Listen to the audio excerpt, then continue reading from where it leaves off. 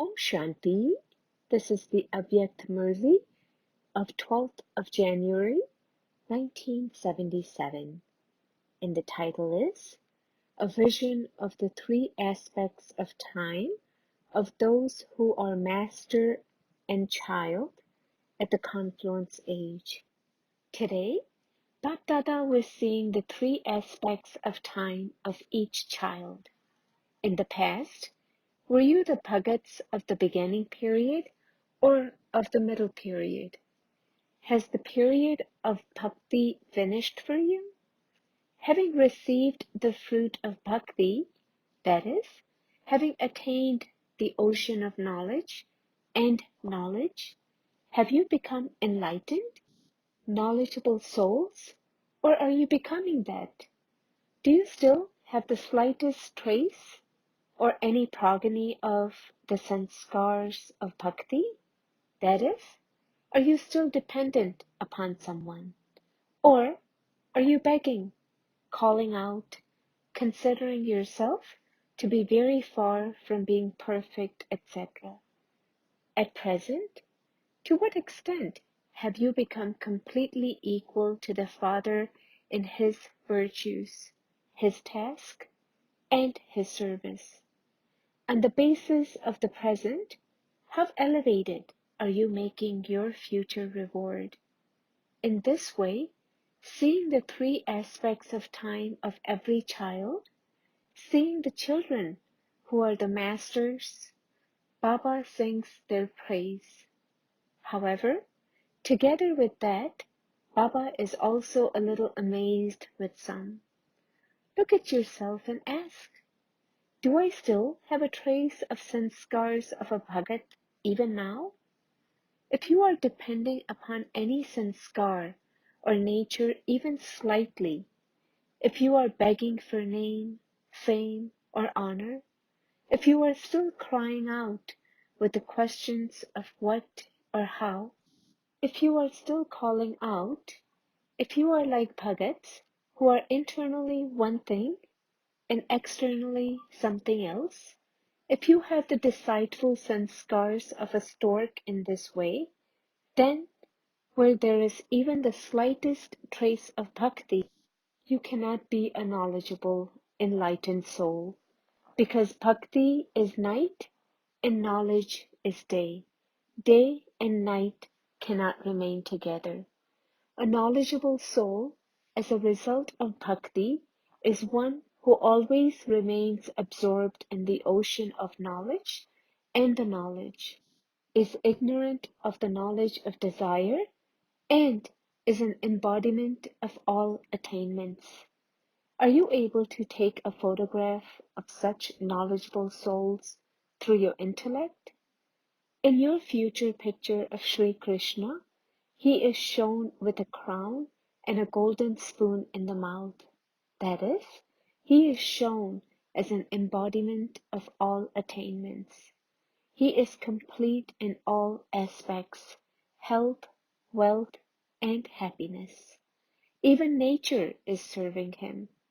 Are you going to experience all these things, which you are to attain in the future, now, at the confluence age? Or are they just praise of the future?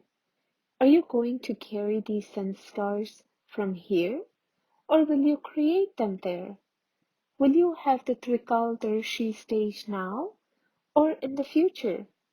Do you have the attainment of being personally with the Father and receiving His inheritance now, or in the future? Do you have an elevated stage now, or in the future? It is the elevated now, is it not? The image of the final perfect stage of the confluence age is shown in the image of the future. As well as those in the future, it is the Brahmins of the confluence age who experience all attainments. In the final stage, you become those who have the crown, the throne, and the tilak, an image that has all rights, a conqueror of Maya and a conqueror of nature. You are constantly seated on the seat of a detached observer and on Bapdada's heart throne. You have the crown of responsibility of world benefit, the tilak of the soul conscious awareness, and are complete with the alokik wealth of knowledge, virtues, and powers you have received from the Father. You do not just have a single crown, but a double crown. Just as you have a double throne, the heart throne and the throne of a detached observer, in the same way, you have responsibility. That is, you have the crown of service as well as the crown of light, the crown of purity. So you become one who has a double crown, a double throne, and complete with all attainments. Let alone a golden spoon. You become one who is as valuable as diamonds. In front of a diamond, gold is nothing. In fact, your life becomes like that of a diamond. You are decorated with the jewelry of knowledge and virtues in comparison to the decorations of the present. You would not find the future decoration anything worthwhile. There, it will be the maids who decorate you, whereas here, it is Baba, the bestowers of knowledge, who decorates you. There, you will swing in the swing of gold and diamonds, whereas here, you swing in Bapdada's lap and in the swing of super sensuous joy. So which image is the more elevated? That of the present or the future? Constantly keep this elevated image of yours in front of you. This is known as the image of an enlightened soul. So Bapdada was seeing the image of the three aspects of time of everyone as to what extent it was ready. Is everyone's image now ready? When an image is ready, it is unveiled for everyone to come and have a look. Are you living images ready so that the curtains can be opened? A vision is always given of a perfect image, not a damaged idol. To have any type of weakness means to be a damaged idol. Have you become worthy of granting a vision? Are you thinking about yourself or about time? Time is just like a shadow behind you. You even forget yourself. Therefore, while being Master Trikaldarshi and knowing your three aspects of time, make yourself a perfect image. That is, become an image worthy of granting a vision. Do you understand? Do not look at how much time is left, but count the virtues of the Father and the Self. You celebrate the day of remembrance, but now celebrate the day of becoming an embodiment of remembrance. The memorial of this day of remembrance is the pillar of peace, the pillar of purity, and the pillar of power. In the same way, make yourself such a pillar of all aspects that no one can shake you. Do not just sing praise of the Father's love, but make yourself an embodiment of the Avyakt stage, the same as the Father, so that everyone sings your praise. You may sing songs of praise, but the one whom you praise should also sing your praise. So make yourself worthy of this. On this day of remembrance, Baba wants to see the practical form of love. The sign of love is sacrifice. All of you know which sacrifice Baba wants from all of you. The sacrifice of all your weaknesses in a practical way. Sing the praise of this sacrifice from deep within your heart. that you have sacrificed everything out of love for the Father. When something is sacrificed out of love, even the difficult or impossible becomes easy and possible. On the day of remembrance, celebrated as the day of power, become an embodiment of remembrance and so an embodiment of power. Do you understand? On that day, Baba will see what sacrifice each one has made to what percentage and in which form, whether it is out of compulsion or out of love. It should not just be as a discipline. Do not do it out of compulsion. That because it is a discipline. You have to do it. Only that which is done out of love from the heart is sacrificed. If something is not accepted, it goes to waste. Therefore, you were told not just to be a stoic bhagat. You mustn't deceive yourself. Only the truth is accepted by the true Father. All the rest is accumulated in the account of sin, not in the Father's account. Now finish the account of sin and accumulate in the Father's account.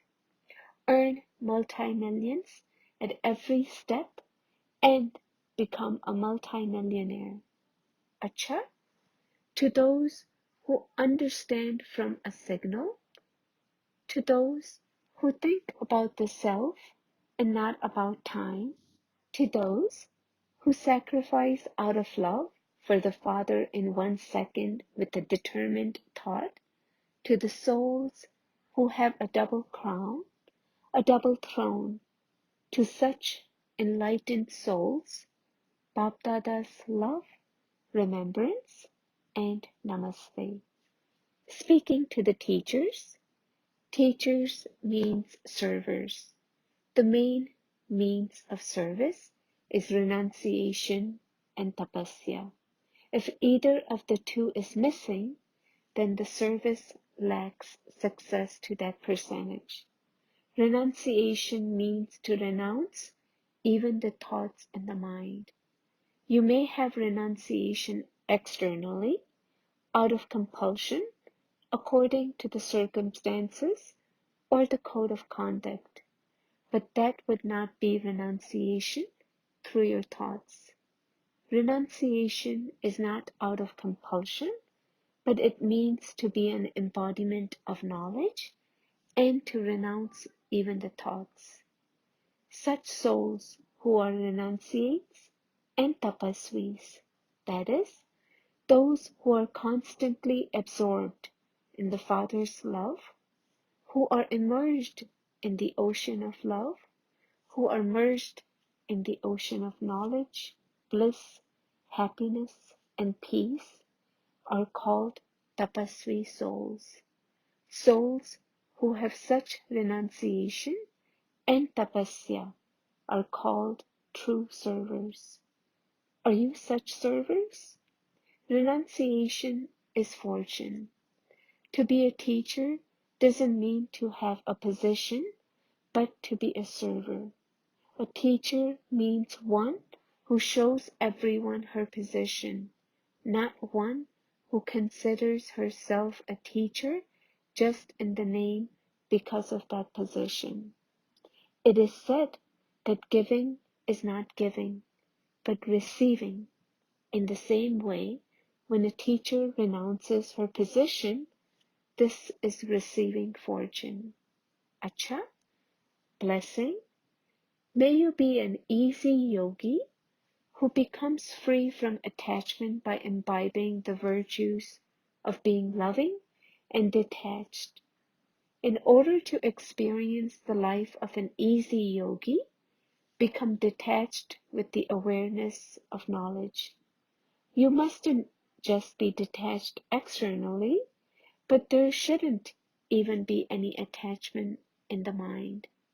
To the extent that one becomes detached, accordingly, one is also loved. A detached and unique stage is loved by all. Instead of being loved, those who are not detached from external attachments become distressed. Therefore, an easy yogi means to be one who has the qualification of being loving and detached, one who is free from all attachments. Slogan: with the drops of everyone's good wishes and cooperation, even a huge task becomes easy. Om Shanti.